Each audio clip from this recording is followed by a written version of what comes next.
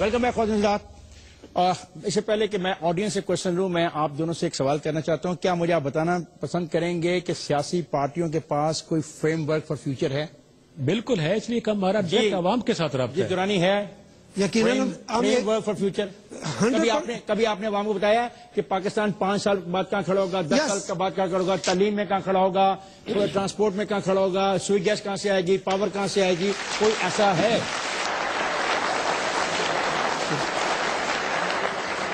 بہت اچھے سوال پر آپ نے میری توجہ کی. دیکھیں، اس وقت میں صرف آج کے حالات کو بتا دوں.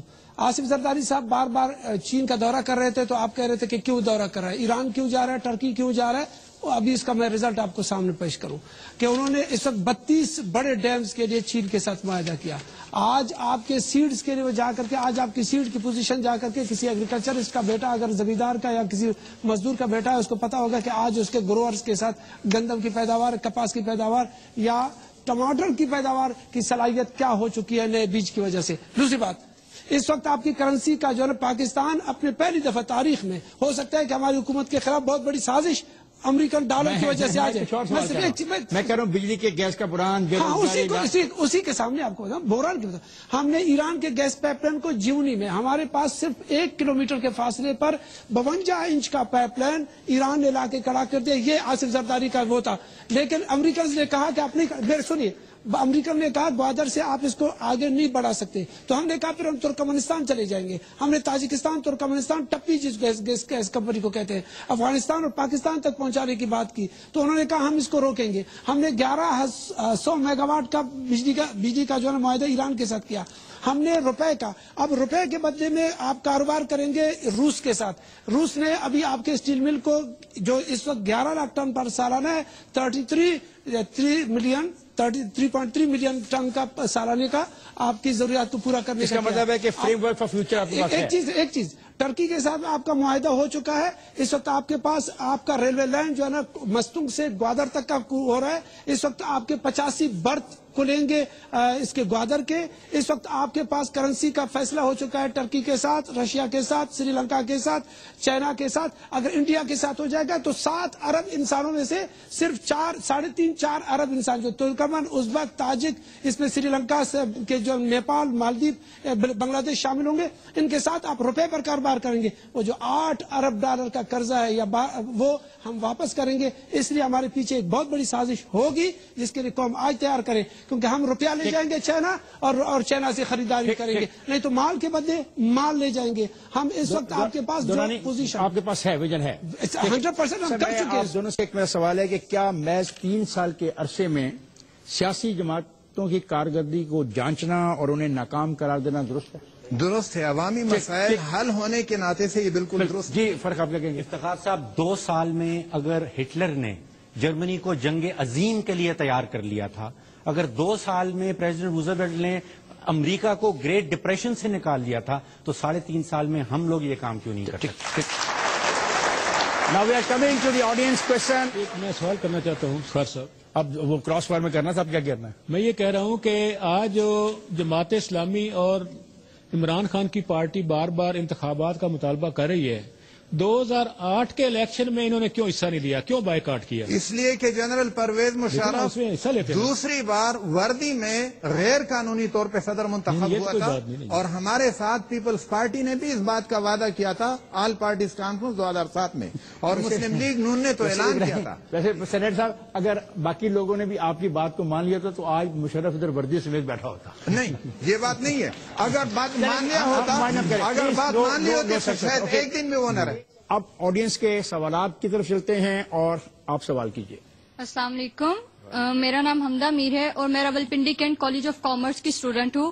سر، مجھے ایکچولی کوشچن پوچھنا ہے اور ایک جنرل کوشچن ہے کہ ملک کے جو موجودہ حکمران ہیں وہ ویسے تو باتیں بہت زیادہ کرتے ہیں کہ ہم لوگ انصاف، میرٹ اور کرپشن کا خاتمہ کریں گے، لیکن ابھی تک اگر ہم پریزنٹ سچویشن کو دیکھیں تو اس بارے میں کوئی بھی ان لوگوں نے جو ہے حالات میں چینجز پیدا نہیں کیا. یہ بات بہتر نہیں ہوگی کہ ہم لوگ اگر یہاں پہ صدارتی نظام قائم کر دیں بجائے اس کے کہ اگر ہم لوگ آپس میں اس طرح سے پہلے صدارتی نظام اس ملک میں ناکام ہو چکا ہے اور دنیا کی 157 ملکوں میں پارلیمنٹری ڈیموکریسی ہے اور وہ کامیابی سے چل رہی ہے. عوام کی ڈائریکٹ اپروچ پارلیمنٹ کے ممبر تک ہو سکتی ہے, صدر تک ہر بندہ پہنچ نہیں سکتا. اس لیے میں سمجھتا ہوں پھر اس کے لیے آئین بھی تبدیل کرنا پڑے گا, تو اب یہ قابل عمل نہیں ہوگی. جی آپ سوال کریں. مائی نیم از عبدالرافع فرام رفا یونیورسٹی. میرا سوال آیت اللہ صاحب اور ریاض صاحب سے ہے کہ ذرا بتائیں کرپشن کس کا تحفہ ہے اور عوام کی لوٹی ہوئی دولت سوئس بینک سے واپس لانے کے لیے گورنمنٹ کیا کر رہی ہے؟ جی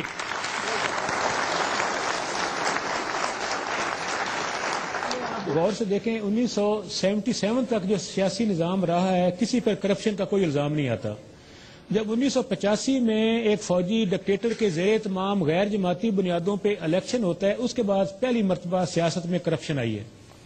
دوسرا یہ کہ اس پر آج حالات یہ ہیں, ڈیموکریسی کے تحفے ہیں کہ مضبوط آزاد عدلیہ ہے اور آج 60 چینلز پرائیویٹ چینلز آپ کو پروگرام دکھا رہے ہیں جس سے ایک مضبوط میڈیا سامنے آیا ہے.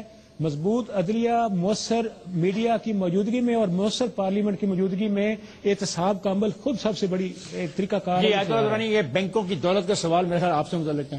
میرے خیال میں 11 سال جنرل مشرف صاحب نے بھی کیا. اس سے پہلے اگر میاں نواز شریف صاحب کے پورے دور کو لے لیں, یہ ایک لفظ کرپشن کا آپ لوگ ہمیشہ ذہن میں رکھتے ہیں کہ سوئس بینک میں پیسے جو رکھے ہوئے ہیں وہ واپس نہیں آتے. یہاں سے ثابت ہونے کے بعد اگر ہو جائیں گے ثابت, ضرور میں واپس کروا دوں گا. ٹھیک ہے سر, یہ بات تو واضح ہے کہ ہمارے جو مسائل ہیں وہ پارلیمنٹ نے حل کرنے ہیں, لیکن بات یہ ہے کہ جس وقت پارلیمنٹ میں کوئی ایک ہمت کر کے کہتا ہے کہ جی کرپشن ہو رہی ہے, دوسرا آگے سے کھڑے ہو کے کہتا ہے جی میرا منہ نہ کھلوائیں, تو اس کا مطلب ہے وہ دونوں بیٹھ جاتے ہیں. اس کا مطلب ہے کہ دونوں کرپٹ ہیں.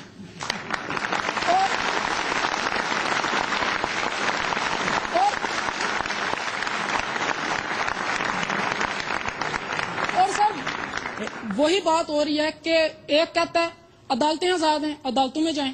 سر اگر انہوں نے ہر بات کہنی ہے کہ عدالتیں آزاد ہیں, عدالتوں میں جائیں, عدالتیں این آر او کا کیس کریں, عدالتیں میمو گیٹ اسکینڈل ہینڈل کریں, تو پھر پارلیمنٹ کا تو کوئی فائدہ نہ ہوا. بس جی دونوں سیاستدان کیا جواب دیکھیں. میں کروں تو ابھی ہماری پارلیمنٹ کی جو پبلک اکاؤنٹس کمیٹی ہے اس کا میں خود بھی ممبر ہوں. ہم نے 122 ارب روپیہ ریکور کیا ہے. ہسٹری میں اتنی بڑی رقم آج تک ریکور نہیں ہوئی.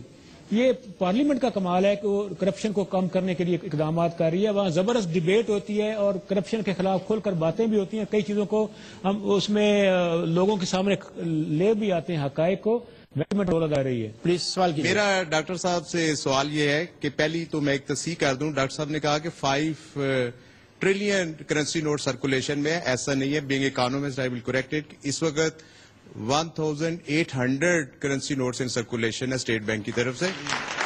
ٹھیک ہے, تو زیادہ تھوڑا سا ایگزیجریشن بھی نہیں ہونی چاہیے. سیکنڈ یہ ہے کہ پارٹیز میں پرسنالٹی کلٹ بہت زیادہ ہے. پرسنالٹی کلٹ کا خاتمہ کیسے ہوگا, یہ ڈاکٹر صاحب آپ ذرا بات کریں.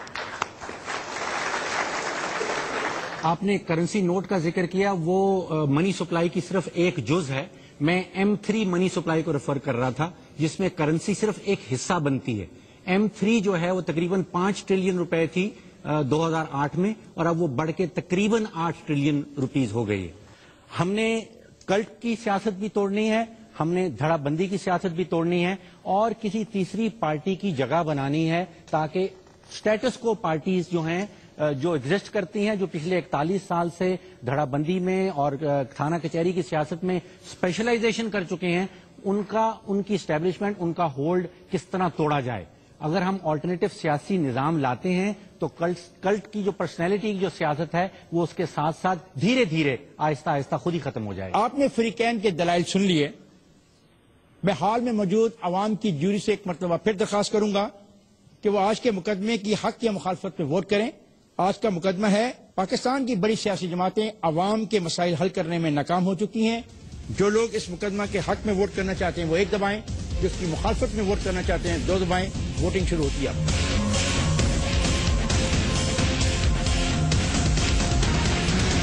آج عوام کی عدالت میں مقدمہ تھا کہ پاکستان کی بڑی سیاسی جماعتیں عوام کے مسائل حل کرنے میں ناکام ہو چکی ہیں.